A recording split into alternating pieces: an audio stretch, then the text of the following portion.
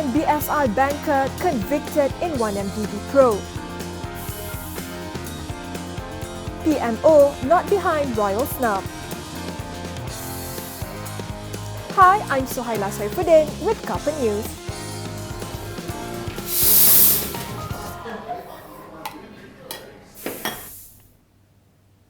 A Singapore court jailed a second former banker from Swiss wealth manager BSI on charges stemming from a money laundering investigation linked to 1MDB.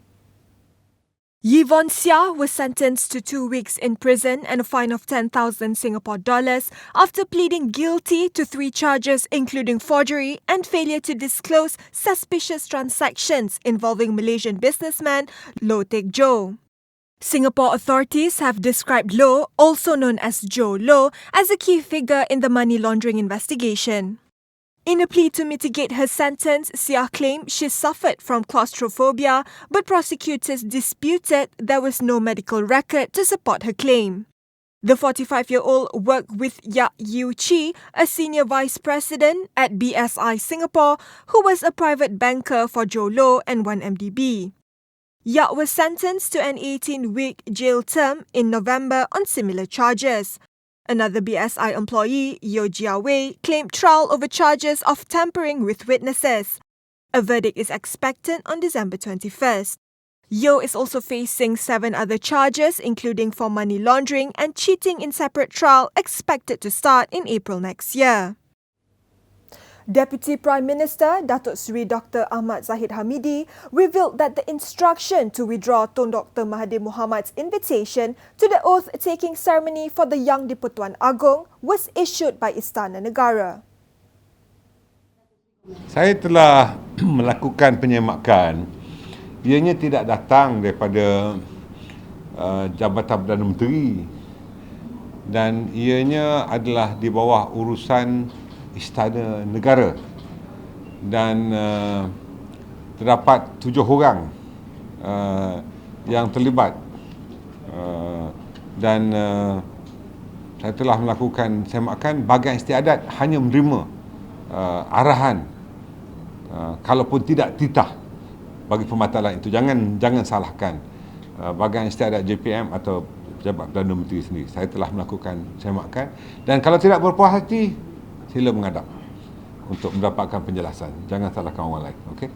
A letter sent by the palace withdrawing an earlier invitation to the former Prime Minister and his wife, Tun Dr. Siti Hasmah Muhammad Ali, went viral after Marina Mahathir posted it on her Facebook page.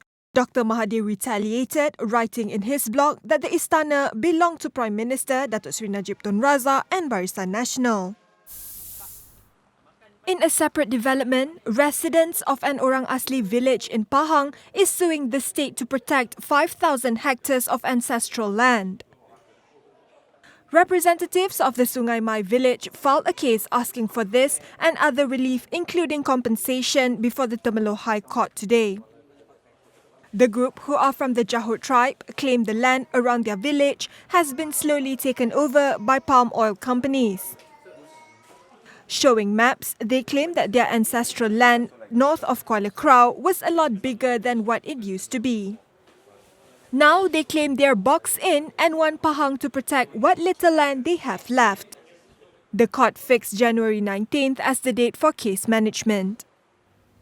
Phase 1 of the MRT Sungai Buloh-Kajang line started its maiden service this morning without any hiccups. Targeting up to 160,000 commuters daily, its operator, Prasarana Malaysia Berhad, is looking for more ways to cater for cyclists. So, Rapid Rail will start to, on its initiative, to do some study on which station that we should provide more parking facilities for bicycle, so that people who want to cycle to the station, they can cycle and they can park their bicycle safely. Apart from that, Rapid Rail has also has already introduced the opportunity for the public who wants to carry the bicycle onto the train. They can do so, but they must use the foldable bicycle. Those who have foldable bicycle, they can bring their bicycle together with them onto the train, travel together until their destination. Earlier, Asli led members of the press to review the first day of MRT operations that began at 6 a.m. at the Sungai Buloh MRT station. 24 trains that are able to carry 1,200 passengers each will ferry commuters to 12 stations located between Sungai Buloh and Semantan. Phase 2, expected to be launched in the middle of 2017, will see another 19 stations from Semantan to Kajang. It includes a 9.5-kilometre underground route with stops at Museum Negara, Pasar Seni, Bukit Bintang and the Tun Razak Exchange, among others. Meanwhile, first-time commuters were excited to take a ride on the new shiny trains. So what do you think about this MRT? It's very good for the public, for the people as well. So will you replace the mode of transport with MRT? Not really necessary you have to replace, but you can make full use of the MRT. It is very convenient. MRT ni laju sikit daripada KTM lah. Lepas tu cepat, pantas. Seronok lah naik. I think this MRT is very cool because I have a house that's at TTDI, so it's very close. But it's still a bit non-pedestrian friendly, so that's a little bit of a flaw, I feel. But hopefully soon that they will make the sidewalks better, so it'll be easier for me to walk. And I think I'll definitely use this more than driving because I don't like driving here. As announced by the Prime Minister on Thursday, the public can enjoy a month of free rides on all trains and feeder buses for all MRT services from today.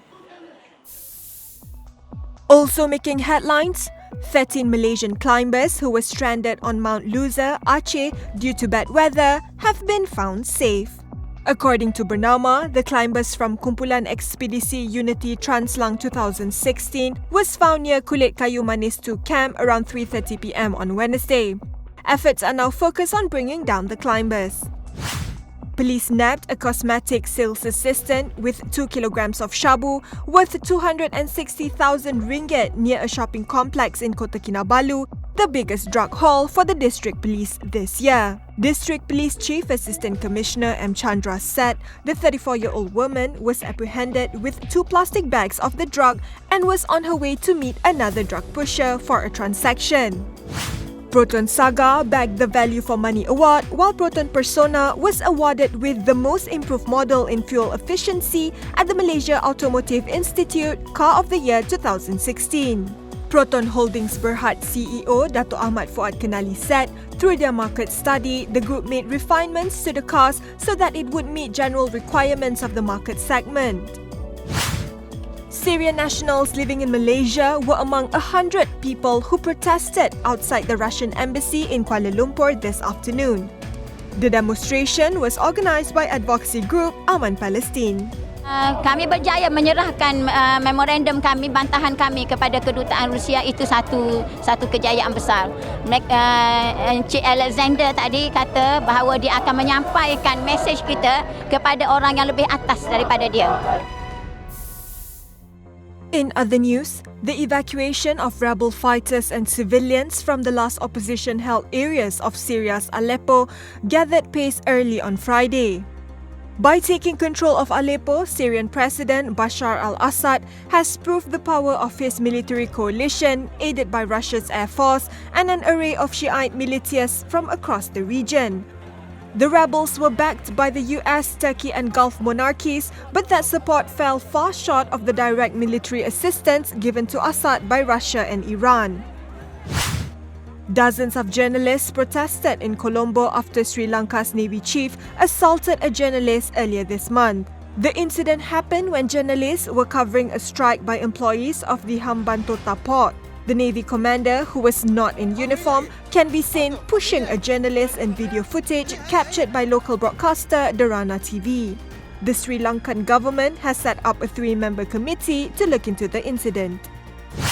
Canadian actor Reynolds received a star on Hollywood's Walk of Fame on Thursday. The 40-year-old was accompanied by his family and 2 young daughters who were making their first ever public appearance. Oh, it's so important that I was willing to trot them out in front of 150,000 paparazzi, which I would never normally do. But it's a special moment that comes along only once in a lifetime if you're lucky. And I would have been sad to have missed it without them. So I wanted to bring them out, and my wife did too. And it was a special moment.